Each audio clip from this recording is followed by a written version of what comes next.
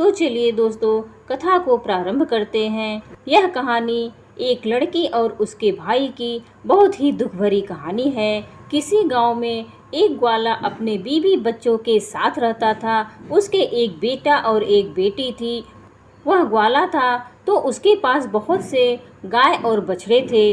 वह गायों को चराने जाता था और गायों का दूध, दही, घी बेचकर ही अपने परिवार का पालन पोषण करता था। जितना भी वह कमाता था उसकी पत्नी उतने में ही संतुष्ट थी और अपने बच्चों को पाल रही थी। एक दिन उसकी पत्नी बहुत बीमार हो गई और उसकी मृत्यु हो गई। अब ग्वाले के ऊपर ही अपने दोनों बच्चों की जिम्मेदारी आ गई। कहते हैं अगर पिता मर जाए तो माँ अपने बच्चों को सही तरीके से पाल लेती है, लेकिन एक पिता ऐसा नहीं कर पाता। उस ग्वाले को बहुत परेशानी हो रही थी। वह गाय चराने जाता तो अपने बच्चे के लिए भोजन तैयार नहीं कर पाता। बच्चे अभी छोटे थे। बेटी 10-12 साल की थी और बेटा 8-9 साल का। कुछ समय ऐसे ही बीत गया। फिर ग्वाले ने बच्चों के पोषण के लिए दूसरी शादी कर ली। ग्वाले की दूसरी पत्नी घर आ गई। वह ग्वाले के बच्चे को बिल्कुल भी पसंद नहीं करती थी और ग्वाला भी अपनी दूसरी पत्नी के साथ खुश रहने लगा। अब ग्वाला अपनी दूसरी पत्नी की ही सारी बात मानता था। धीरे धीरे समय बीतता है और बच्चे और बड़े हो जाते हैं। लड़का 12 साल का हो गया है। उसकी दूसरी माँ लड़के को बिल्कुल भी पसंद नहीं करती थी। एक बार वह अपने पति से कहती है, आप क्यों गाय बछड़े को चराने जाते हैं? अब यह लड़का बड़ा हो गया है। अब से गाय बछड़े चराने का काम यह लड़का करेगा। फिर बेचारा लड़का रोज सुबह जंगल में गाय बछड़े चराने जाता और शाम को वापस आता। इधर लड़की भी बड़ी हो गई थी। वह घर का सारा काम करती और खाना बनाती थी। अपने भाई को अपने हाथों से खाना खिलाती। वह लड़की भगवान शिव की परम भक्त थी। वह भगवान शिव का रोज पूजा पाठ करती थी। वह दोनों भाई बहन एक दूसरे को बहुत प्यार करते थे और दोनों आपस में बातें करते कि हमारे पिताजी को क्या हो गया है, वो हम पर बिल्कुल भी ध्यान नहीं देते। जब से हमारी माँ की मृत्यु हुई है हमारे कितने कष्ट भरे दिन बीत रहे हैं। तब बहन अपने भाई को समझाती है कि तुम बिल्कुल भी चिंता मत करो, तुम्हारी बड़ी बहन है ना। यह कहकर वह अपने भाई को ढाढ़स बनाती है। फिर भाई कहता है, दीदी मुझे माँ की बहुत याद आ रही है। अगर हमारी माँ होती तो हमें कितना प्यार से खाना खिलाती। दोनों भाई बहन अपनी माँ को याद करके रोने लगे। ऐसे ही दिन बीत रहे थे। एक दिन लड़का गाय चराने जंगल गया। जंगल में लड़के को एक शेर मिल गया तो लड़का दौड़कर एक पेड़ पर चढ़ गया और शेर से कहा, शेर भाई तुम मुझे क्यों खाना चाहते हो? तब शेर ने कहा, भाई मैं बहुत भूखा हूँ। अगर तुम चाहते हो कि मैं तुम्हें ना खाऊं तो तुम मुझे एक गाय का बछड़ा दे दो, जिसे खाकर मैं अपनी भूख मिटा सकूं। लड़के ने कहा, भाई मैं अपनी बहन का इकलौता सहारा हूँ। मेरी बहन तो रो रो कर मर जाएगी। मेरे पिताजी और सौतेली माँ है जो हम दोनों पर बहुत अत्याचार करते हैं। अपनी बहन की उम्मीद नहीं टूटने दे सकता। अगर फिर भी तुम्हें मुझे खाना है या गाय या बछड़े को खाना है तो मैं तुम्हें नहीं दे सकता, क्योंकि इसके लिए मुझे अपने माता पिता से पूछना होगा। तब शेर ने कहा, ठीक है, कल तुम अपने माता पिता से पूछ कर आना। फिर लड़का शाम को अपने घर चला गया। अपने पिता से कहा, पिताजी आज मुझे जंगल में शेर मिला। अभी पूरी बात हुई भी नहीं थी कि उसके पिताजी ने उसे 2 चांटे लगा दिए। फिर वह रोने लगा। रोते रोते उसने कहा, जी मैं आपसे कुछ कहना चाहता हूँ, आप मेरी बात तो सुन लीजिए। जैसे लड़के ने अपने पिता को सारी बात बताई कि जंगल में उसे कल एक शेर मिला था, वह मुझे खाएगा या गाय या बछड़े को। यह सब बात उसकी सौतेली माँ सुन रही थी। उसने कहा कि गाय और बछड़े कम नहीं होने चाहिए। पता है वो कितने कीमती हैं। उनके दूध से ही तो हमारा घर चलता है और तुम्हारे बिना तो हमारा कुछ नहीं बिगड़ेगा। इसलिए अच्छा है शेर तुम्हें ही खा जाए। अब वह बेचारा दुखी मन से अपनी बहन के पास पहुंच गया। उसकी बहन ने खाना खिलाया और पूछा कि तुम इतने उदास क्यों हो? तब लड़के ने सारी बात अपनी बहन को बता दी। तब उसकी बहन उसे समझाने लगी, तुम तो मेरी जिंदगी का आधार हो, भाई तुम्हारे बिना मैं जीने की सोच भी नहीं सकती। अगर तुम्हें कुछ हो गया तो मैं जिंदा नहीं रहूंगी। इसलिए तुम जंगल को जाना और एक बछड़ा शेर को खाने को दे देना। अगर गाय जिंदा रहेगी तो बछड़ा दोबारा आ जाएगा। और उसके पिताजी ने भी यही कहा था कि शेर अगर तुझे खा जाएगा तो पुत्र तो दोबारा आ जाएगा। ये सारी बातें बहन सुन ली थी तो भाई ने कहा ठीक है। जंगल में गया तो शेर उसका इंतजार करता मिला। शेर ने कहा, कहो तुम अपने माता पिता से आज्ञा लेकर आए हो या तुम्हें खाऊं। तब लड़के ने सारी बात शेर को बताई और कहा, मेरी बहन ने कहा है कि तुम एक बछड़े को खा लो। फिर शेर बछड़े को लेकर अपने गुफा की तरफ चला गया और लड़का खुशी खुशी अपनी गाय चराने लगा। और शाम को अपने घर आ गया तो उसके माता पिता गाय बछड़ों की गिनती करने लगे तो एक बच्चा कम था। वह समझ गए कि वह बछड़ा लड़का शेर को दे आया है। इस बात पर दोनों बहुत गुस्सा हो गए और उसे मारने लगे। उसके पिता ने उसे डंडे से इतना मारा कि वह बेहोश होकर गिर पड़ा। उसकी बहन यह सब देख रही थी और उसको बहुत गुस्सा आ रहा था, लेकिन वो कर भी क्या सकती थी। जब उसके माता पिता चले गए तब बहन अपने भाई को उठाकर कमरे में ले गई और उस पर पानी के छींटे मारे। वह होश में आ गया तो उसे पानी पिलाया, खाना खिलाया और दोनों भाई बहन बहुत देर तक रोते रहे। फिर बहन ने कहा, भाई अब तुम्हारा यहाँ रहना खतरे से खाली नहीं है। मेरे पास माँ की यह निशानी, यह अंगूठी है। तुम यह अंगूठी पहन लो और यह घर छोड़कर चले जाओ। अगर तुम जीवित रहोगे तो मुझे आस रहेगी और हम कभी न कभी जरूर मिलेंगे। भाई की समझ में बहन की सारी बात आ गई थी, लेकिन उसने कहा, बहन तुम ठीक कह रही हो, लेकिन मैं तुम्हें यहाँ अकेले छोड़कर कैसे चला जाऊँ। माँ तुम पर भी तो अत्याचार करती है, सब काम करवाती है, मारती पीटती है। तब बहन ने कहा, भाई अगर तुम ठीक रहोगे तो मैं सब सहन कर लूंगी, लेकिन तुम यहाँ से चले जाओ। भाई अपनी बहन की बात मान लेता है और एक धागा उठाता है और अपनी बहन की कलाई में बांध देता है। यह मेरी निशानी है, जब भी हम मिलेंगे तो यह देखकर एक दूसरे को पहचान लेंगे। तुम यह धागा टूटने मत देना। बहन ने कहा, ठीक है। जब दोनों भाई बहन बातें कर रहे थे तो उसकी सौतेली माँ यह सारी बातें सुन रही थी। तब वह माँ सोचने लगी कि अच्छा यह बात है, अब मैं इन्हें मजा चखाती हूँ। जब लड़का और लड़की सो गए, सौतेली माँ ने अपने पति से कहा, मुझे तो इस लड़के को खाना है। पति ने कहा, ठीक है, अगर तुम्हारी ज्यादा इच्छा होती है तो मैं अभी इसका मांस लेकर आता हूँ। बाप इतना निर्दयी, इतना कठोर हृदय का हो गया कि उसने अपने बेटे को उठाया और वहां ले गया और कुल्हाड़ी से उसके छोटे छोटे टुकड़े कर दिए। फिर टुकड़े लेकर अपनी पत्नी के पास आया, यह लो खा लो। तब उसकी पत्नी ने उन टुकड़ों की सब्जी बनाई और खाना बनाया। फिर उसने एक थाली अपने लिए और एक पति के लिए लगाई। तभी उसकी माँ ने विचार किया, भाई बहन का बहुत गहरा प्यार है तो बहन को उसके भाई के मांस जरूर खिलाने चाहिए। तो उसने बहन को बुलाया और एक थाली उसके लिए भी लगाई और कहा, खाओ। तब बहन सोचने लगी, इतने प्यार से तो माँ ने कभी खाना नहीं दिया, जरूर कोई बात है। जब वह खाना खाने लगी तो बहन ने देखा कि थाली में वही उंगली है जिसमें वह अंगूठी थी। बहन तुरंत समझ गई, क्योंकि वह सुबह से अपने भाई को खोज रही थी, लेकिन वह उसे कहीं भी दिखाई नहीं दिया था। उसका शक यकीन में बदल गया। अब वह रोए जा रही थी। तभी उसे बड़े बूढ़ों की बात याद आई कि किसी इंसान की मुक्ति तब तक नहीं होती जब तक कि उसकी अस्थियां नदी में विसर्जित नहीं होती। उसने सोचा, मेरी भाई की भी तो मुक्ति होनी चाहिए, यह लोग तो उसे मारकर खा गए। तभी उसने वह उंगली उठाई और चलते चलते वह नदी के किनारे पहुंच गई। वह उंगली को अपने हाथ में लेकर जोर जोर से रोने लगी। वह भगवान को याद कर रही थी, क्योंकि वह लड़की बहुत धार्मिक थी। वह रोज भगवान शिव का पूजा पाठ किया करती थी, सोमवार का व्रत रखती थी और हमेशा भगवान से यही प्रार्थना करती थी कि मेरे भाई की रक्षा करना।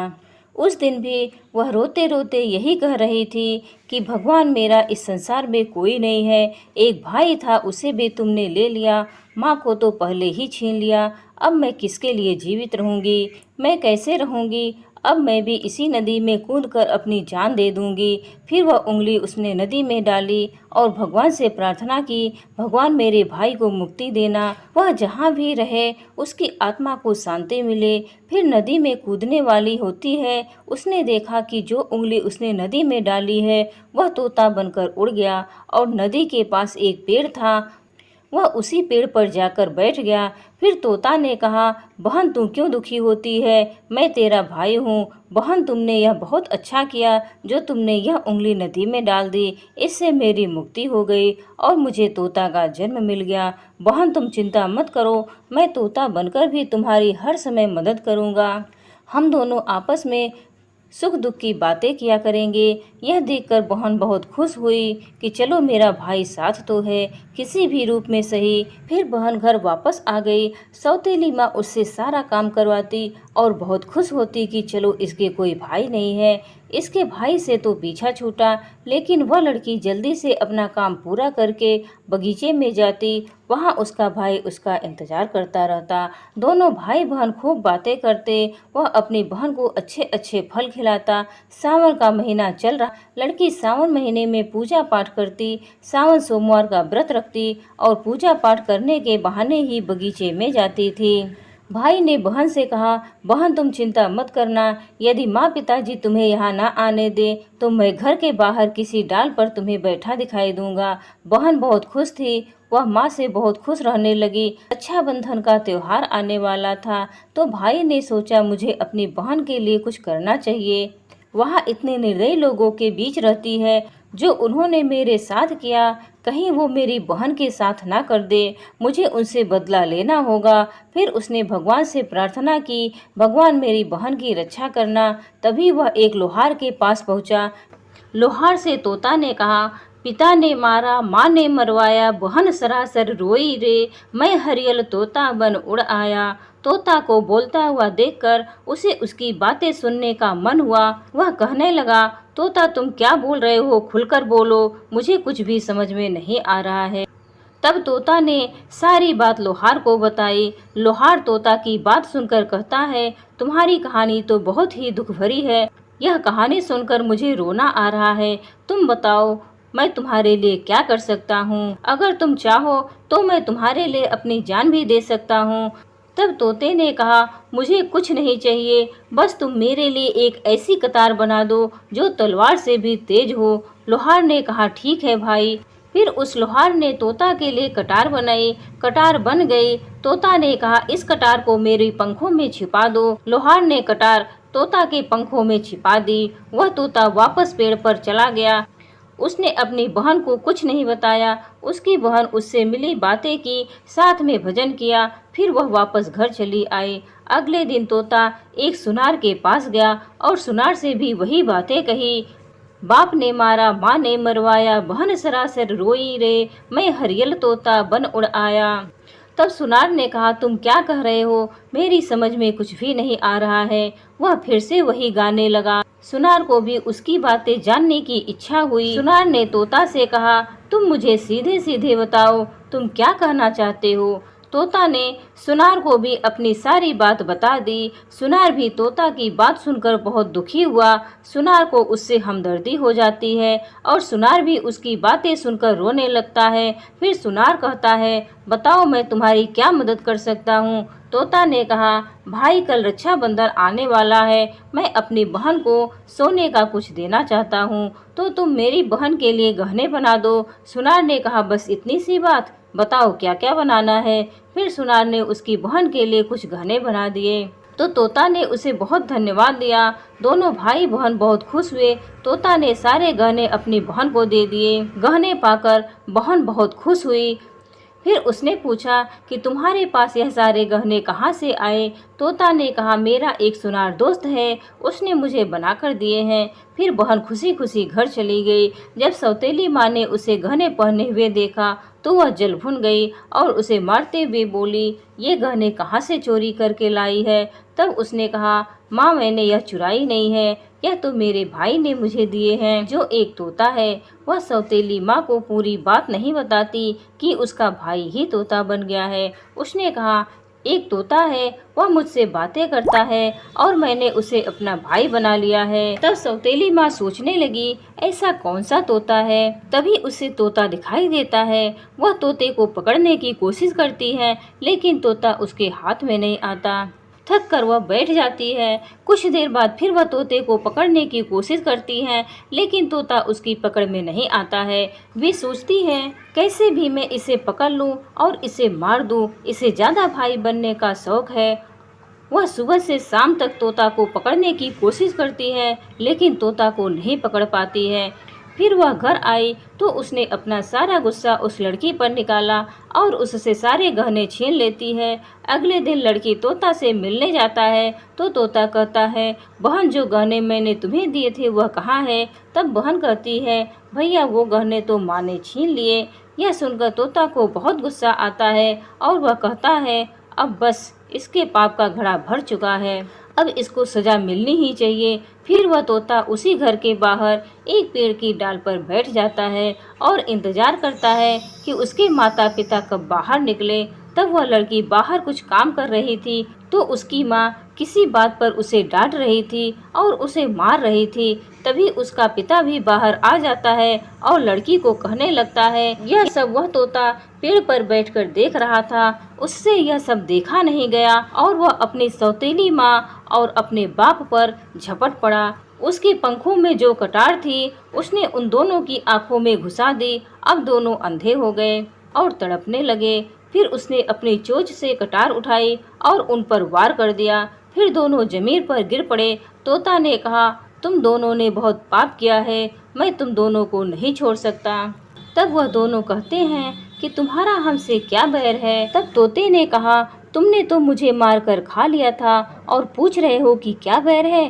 फिर वह दोनों तड़प कर मर जाते हैं। तब तोता अपनी बहन से कहता है, चलो अब हम यहाँ नहीं रहेंगे, अगर यहाँ रहेंगे तो हमें अपने दुख याद आएंगे, हम उनको कभी भूल नहीं पाएंगे और दुखी रहेंगे।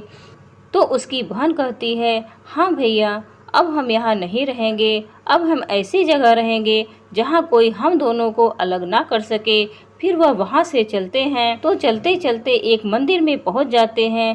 तोता कहता है, बहन इससे अच्छी जगह हमें कोई और नहीं मिल सकती। अब दोनों भाई बहन उसी मंदिर में रहने लगते हैं। बहन तो पहले से ही पूजा पाठ करती थी, सोमवार का व्रत रखती थी। अब तोता भी पूजा पाठ करता है।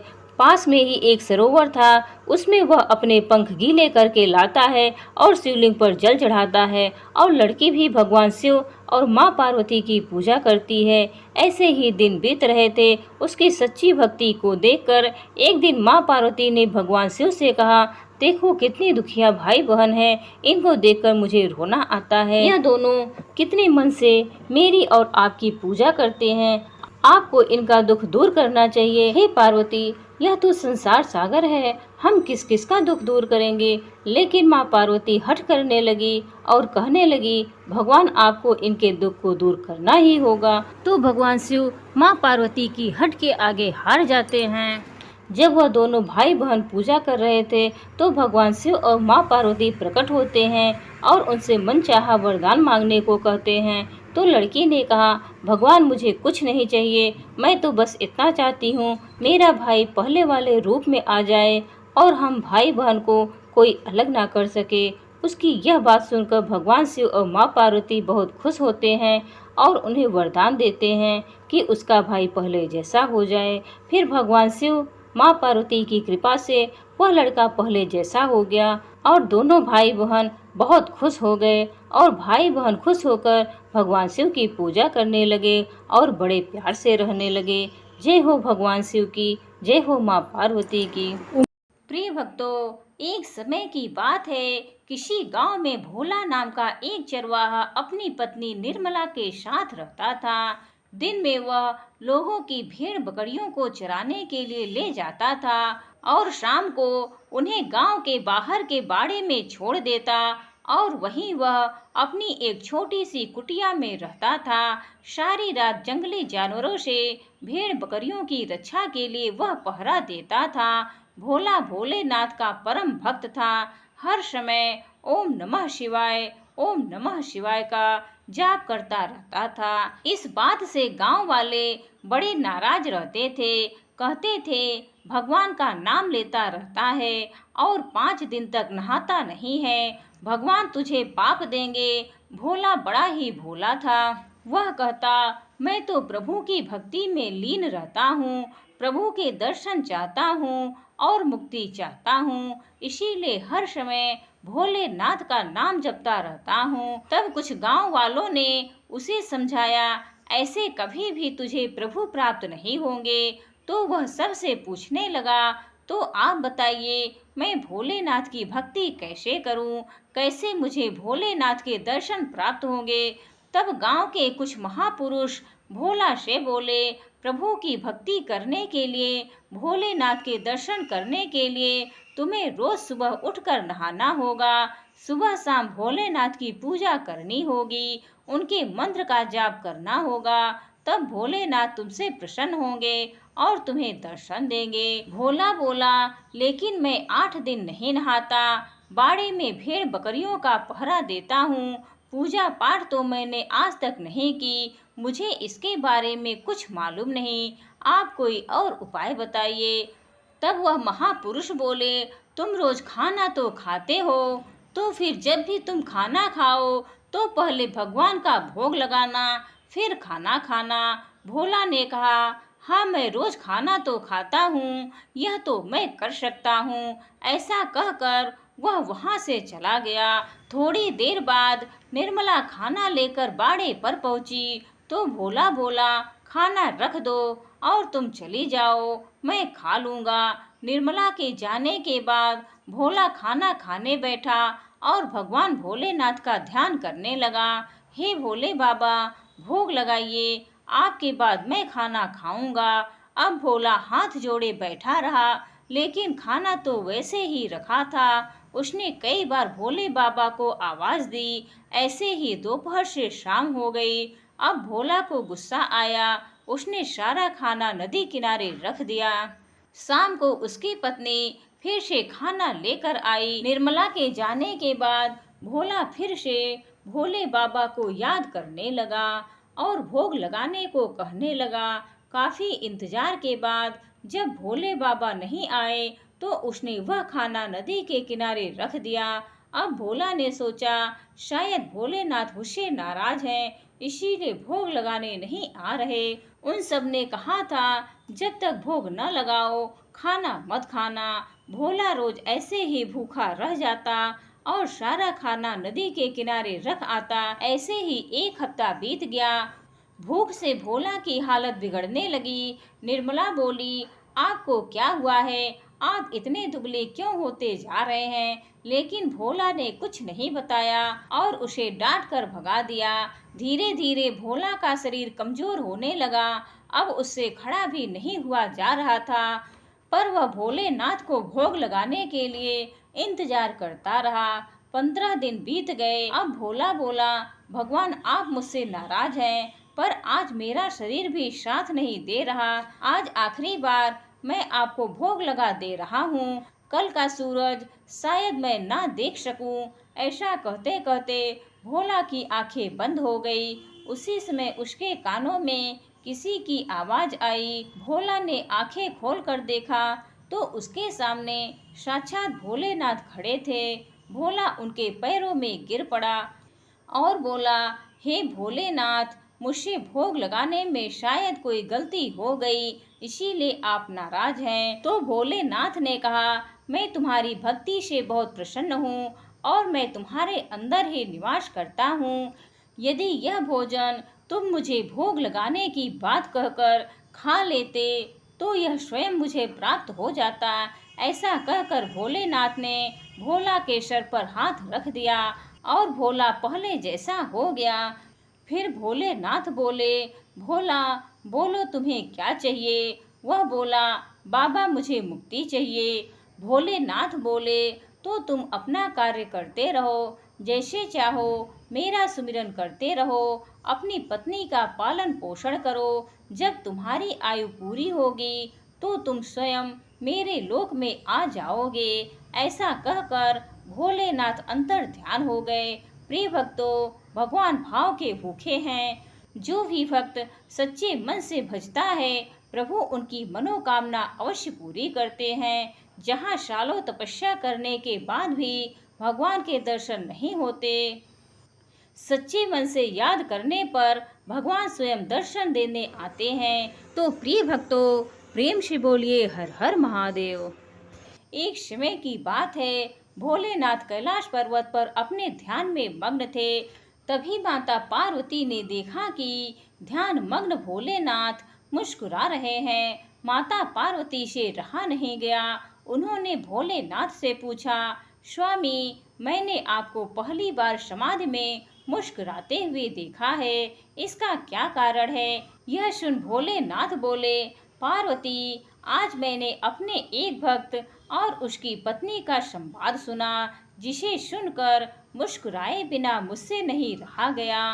भोलेनाथ आगे बोले, हे पार्वती, मृत्यु लोक में मेरा एक परम भक्त ब्राह्मण है, जो मेरे मंदिर का पुजारी है और दिन रात मेरी सेवा पूजा में लगा रहता है और मंदिर के पीछे एक छोटी सी कुटिया में रहता है। उसकी पत्नी चाहती है कि वह मंदिर में आने वाली दान दक्षिणा के भरोसे न रहकर कमाई करे और अपना घर बना ले। उसके घर में धन दौलत हो, जिससे वह सुख से रह सके। वह पुजारी दिन रात मुझसे अपनी पत्नी का सपना पूरा करने का अनुग्रह करता रहता है। पुजारी से तंग आकर आज उसकी पत्नी ने उससे कहा कि जिन भोलेनाथ से तुम घर मांगते हो, उसके पास खुद घर नहीं है, वह कैलाश पर्वत पर रहते हैं, वह तुम्हें कहाँ से घर देंगे?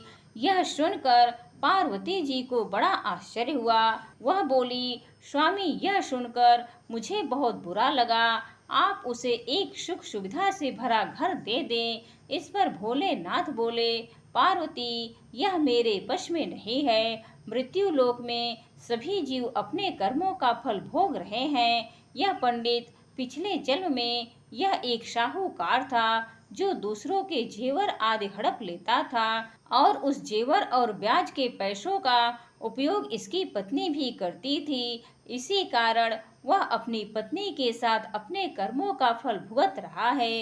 इस जन्म में यह मेरी सेवा पूजा कर रहा है, लेकिन जब तक इसके कर्मों का हिसाब पूरा नहीं होता, इसे घर नहीं मिल सकता। यही विधि का विधान है। पार्वती जी बोली, यह सब तो ठीक है प्रभु, इसकी पत्नी जो कि आपकी निंदा कर रही है, उसका क्या? इस पर भोलेनाथ बोले, पार्वती, इस सृष्टि के आरंभ में यह लिखा जा चुका है। जैसे जैसे कलयुग निकट आएगा, मनुष्य भगवान की भक्ति की जगह निंदा करने लगेंगे। जो व्यक्ति इस कठिन समय में मेरी भक्ति करेगा, उसे ही मुक्ति प्राप्त होगी। तो प्रिय भक्तों, कैसी लगी आज की हमारी यह कहानी? हर हर महादेव।